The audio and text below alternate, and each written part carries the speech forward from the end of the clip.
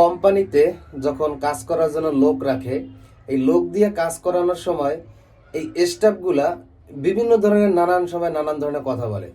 কেউ বলে, ভাই আমি কি এই কাজের জন্য আসছি, এইগুলা কি আমার কাজ, মানে তাকে বাইসা বাইসা কাজ দিতে হবে। কাজ করার সময় এত বাহানা, এই করব না সেই করব না, এই কাজ আমার না, মানে অনেক ধরনের তাল বাহানা শোনা যায় এই বিভিন্ন কোম্পানিতে যারা স্টাফে কাজ করে।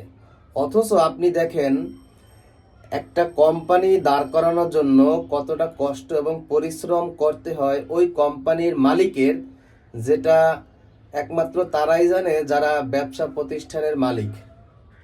এই কষ্ট পরিশ্রম কইরেই কিন্তু একটা ব্যবসা প্রতিষ্ঠান দাঁড় হয়। তারপর সেই ব্যবসা প্রতিষ্ঠানে যখন লোক রাখা হয়, তখন এই লোকগুলা নানান ধরনের কাহিনী করে, বলে ভাই আমি কি এই কাজ করি, বা আমার দ্বারা কি এই কাজ করা সম্ভব, এই করব না সেই করব না, হ্যান ত্যান কত কাহিনী। অথচ আপনি আমাকে দেখেন, আমি এই আমিন কটন পাইকারি শাড়ির প্রতিষ্ঠানের মালিক।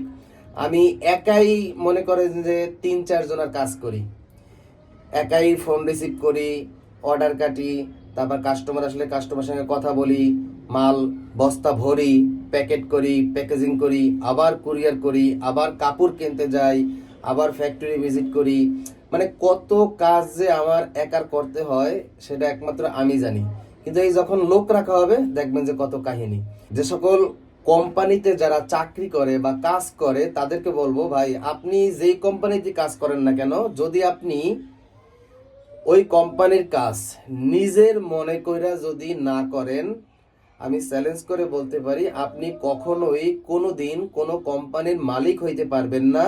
আপনাকে সারা জীবন অন্য কোম্পানির চাকর এবং চাকরি করে যাইতে হবে।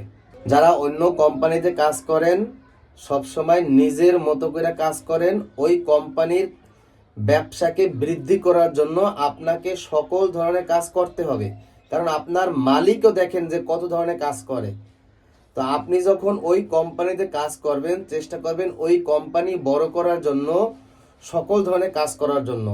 আপনি কাজ করে যখন ওই কোম্পানির মালিককে খুশি করাইতে পারবেন, ওই মালিকই কিন্তু আপনাকে খুশি করাবে।